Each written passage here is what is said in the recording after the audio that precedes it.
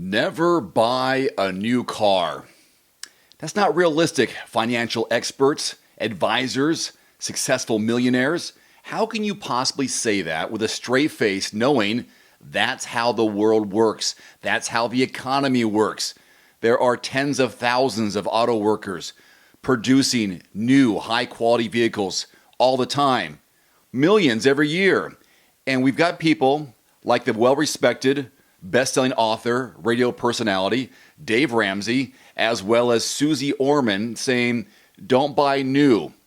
Only millionaires should buy new, or wait until you're a millionaire to buy. It's not realistic. Here are some numbers, and here's their advice. And I'm very conflicted on this. So the average transaction price for a new vehicle has dropped just by a few dollars. So you're still looking at $48,000 for a brand new vehicle. Now, vehicles today, the new prices are around 27% higher now than they were pre-pandemic numbers. So pretty expensive, right? We know that. Dealerships are still putting vehicles out there over MSRP, trying to add on some extra fees, but there are vehicles out there that are below MSRP. All right. So according to Dave Ramsey, he says that we should aim our sights lower. He's saying have lower expectations. But I say it's not possible. Don't aim so low. Have some pride. You deserve good things. He says aim your sights lower, older, and cheaper. He's talking about vehicles, not other people. So he says it's not to beat around the bush here. The very best way to buy a car is to save up and buy a reliable, slightly used vehicle with cash. How many of you have ever done that? Really?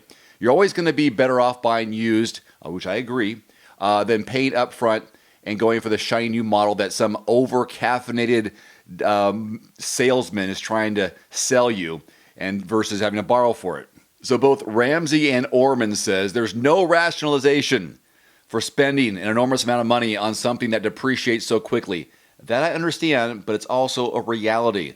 The numbers are this. A car loses 20% of its value in its first year and retains about 40% of its value after 5 years. Those are hard numbers. That's just the facts.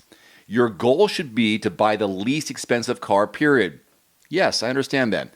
You should steer clear of buying new and go older. That's what Orman says. Here's something else I agree with. It's just facts. Purchasing a new model after the vehicle's initial steep depreciation can save you thousands. It does. It can, which is money that can be put to better uses than car loans or dealership payments. Yes, obviously right. I agree. So do you, right?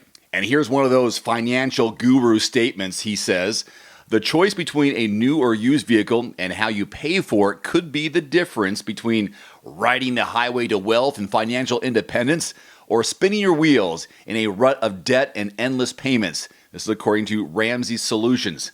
It's a fancy way of saying things, but it's also that type of speak, right? We all know that. So when you're looking to buy a car, Ramsey and his cohorts explicitly believe you should never spend more than half of your annual household income. In fact, Ramsey Solutions doesn't, quote, recommend buying a new car ever until your net worth is more than $1 million. Come on. That is not realistic. Not today. Not yesterday. If you're a millionaire and you want to buy a new car that costs a very small percentage of your net worth, then go for it, end quote. If you're a millionaire, buy whatever the hell you want to buy.